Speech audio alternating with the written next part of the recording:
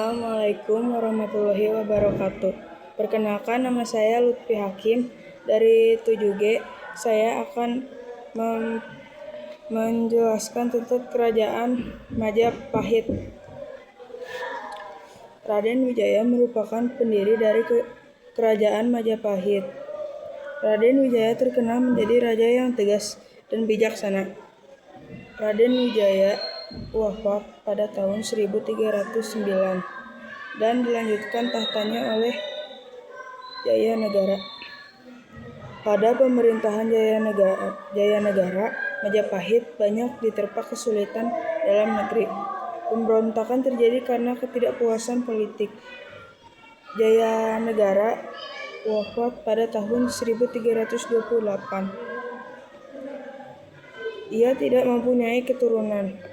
Penggantinya adalah anak wanita dari Gayatri, ibu tirinya, yaitu Dwi Kahuripan, nama gelar dan mendapatkan gelar Tribhuhanatunggadewi Jayawisnuwardhani. Pada masa pemerintahan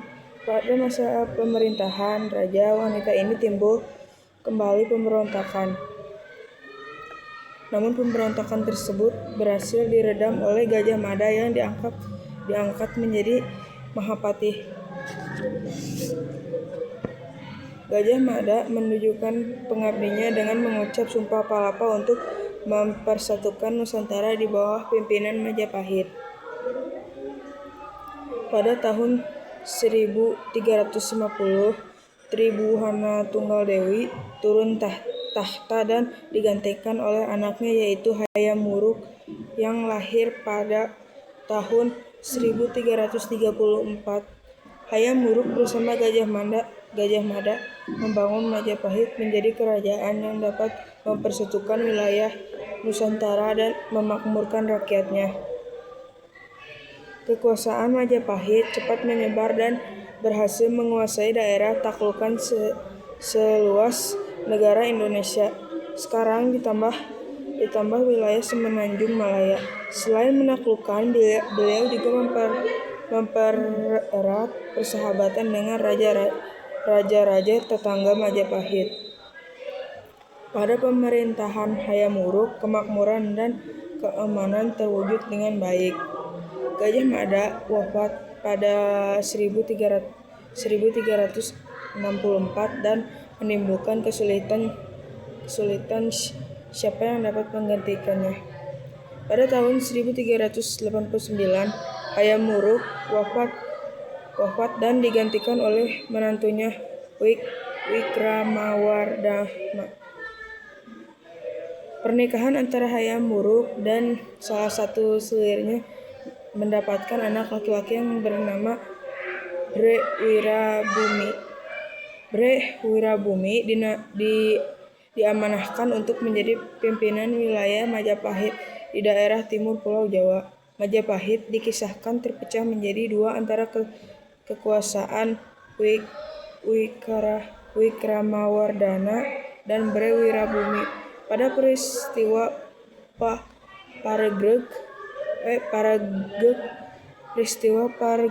Paregreg ini berakhir dengan kalahnya Bre Wirabumi. Namun peristiwa Paregreg ini sangat berdampak bagi keutuhan Majapahit. Tiongkok yang sudah sejak lama mengganggu kekuasaan Majapahit berusaha kembali memikat daerah di luar Jawa. Kalimantan Barat, Melayu, Palembang lepas dari kekuasaan Majapahit. Menyusul Malaka dan daerah lainnya yang kemudian melepaskan diri. Wikramawardhana wafat pada 1429 dan kemegahan Majapahit seakan menuju ke arah keruntuhan. Peradaban Hindu-Buddha yang menjadi awal dari peradaban masa sejarah di Indonesia berlangsung berabad-abad sampai kemudian pengaruh Islam datang.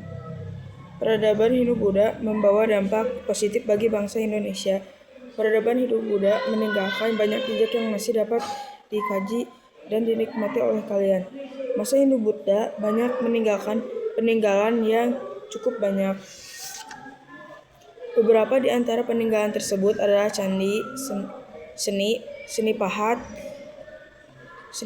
patung, seni ukir, arca dari logam, dan hasil kesusastraan. Candi berasal dari salah satu nama untuk Dewi Durga, yaitu Candika. Bangunan candi dibangun untuk memuliakan orang yang telah wafat, khusus untuk para raja dan orang-orang terkemuka. Seni pahat patung hubungannya dengan patung dewa. Pada masa itu seni pahat patung menggambarkan dewa atau dewi. Seni ukir juga biasanya menjadi pola hiasan pada dinding candi. Pola hiasan yang biasanya diukir adalah makhluk-makhluk ajaib dan tumbuh-tumbuhan yang biasanya sesuai dengan suasana Gunung Mahameru. Macam-macam hiasan relief pada candi biasanya mengandung cerita dari kitab keagamaan seperti Ramayana, Arjuna Wiwaha, Karmawibagna, Kunjarjana, dan Panji. Arca-arca dari logam juga bisa dihasilkan dari peradaban Hindu-Buddha. Pada umumnya, arca logam berukuran kecil. Barang-barang dari logam emas juga didapatkan dalam bentuk cincin, gelang, rantai, kalung, jamang, dan lain-lain. Hasil kesusastraan pada zaman Hindu-Buddha biasanya ditulis pada daun lontar. Karena ditulis di daun lontar, banyak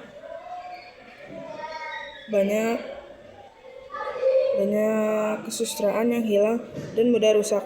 Kesusastraan pada zaman Hindu-Buddha ditulis sebagai gancaran prosa dan tembang puisi. Ditinjau dari kitab kesusastraan terdiri dari atas tur kitab keagamaan. Sastra kitab cerita mengenai keagamaan dan kesusilaan, dan kitab-kitab uraian sejarah. Sekian, terima kasih. Assalamualaikum warahmatullahi wabarakatuh.